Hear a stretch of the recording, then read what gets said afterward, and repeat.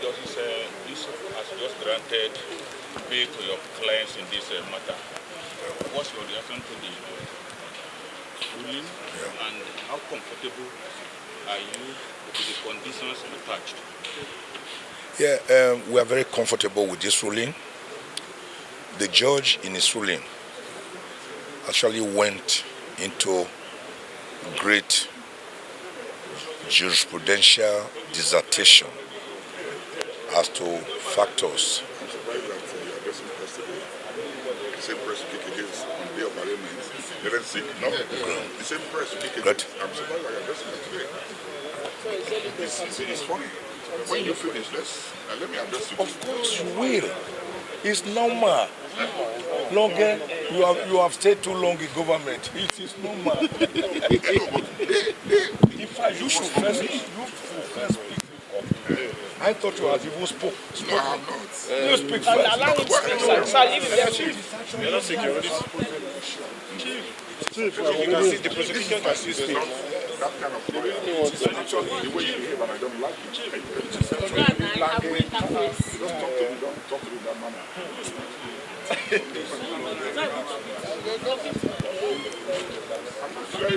The ruling, the decision of the court, and how comfortable are you with the conditions attached? Yeah, very comfortable with the conditions attached. Not onerous at all. Not onerous at all, because it's just that the defendants should produce a civil servant for the federal civil service on level 12 with evidence of last promotion, who should also write an undertaking that the accused will always come for trial, and also that the accused persons themselves should put it in writing that they will never jump bail, and that if they do, they will suffer the consequences. I think the Honorable Justice Yusuf was quite liberal in the grant of bail in terms of the terms, which are not onerous. But I must confess that I found this ruling quite interesting and exhilarating because of the jurisprudential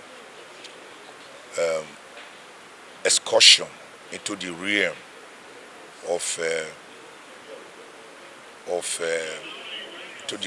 of academics in delivering the ruling. He really went into the jurisprudence of the grant of bail, a ruling that is as erudite as it is cerebral.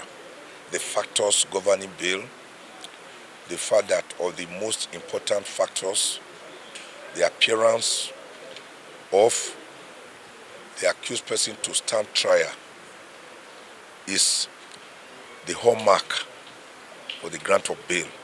And that, as a matter of fact, bail is contractual, unknown to many people. It's a contract between the state and the accused person. We let you go for you to come and stand trial. So the consideration is that if we let you go, you must always appear to stand trial. That is just all there is to bail. And he also made it clear that bail could be oral and it could be in writing. And that even in capital offenses, not just capital, treason matters. Treason. Bail could also be granted by the court. It's a matter of discretion.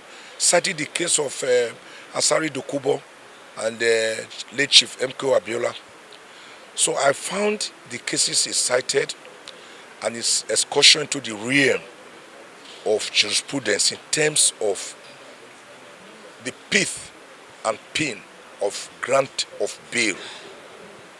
That was why I told the court openly that in my book on bail, I will include this ruling in one of the chapters. Because though coming from a high court, it is rich in every sense of the word that it ought to be read by other people, including higher courts and all legal practitioners. So we are very happy that the accused persons, the defendants, have been granted bail in most liberal terms, that by the grace of God, upon perfecting the bail conditions today, they will walk out free people. Well, my reaction is very simple. The position of the law is sacrosanct. You can't run away shy away from the truth and from the position of the law. Bail is at the discretion of the courts, and we are happy. We have nothing against the courts for granting them bail, so long as we made our points known, our position known to the court, that where the attendance of the accused person is the most important thing, but where they refuse to obey the order of the court, that's where the problem comes in. Like I said, I drew the attention of the court to it, that justice is not a one-way traffic, it is a three-way traffic. Justice to the state, to the defendant, and to the society at large. Where the accused persons will become a problem to the society, this was our position. This was our position to the court. But the court has gone ahead to grant the bail.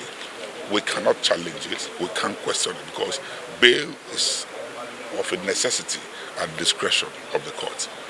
But what the accused persons are charged for, it is important in their own interest and in the interest of the nation for them to appear before this court in their trial. Because where they don't, then that will confirm our opinion as to why the court should refuse their bail at the initial stage. So we do hope that they will appear, they will attend the court proceedings from time to time. Thank you.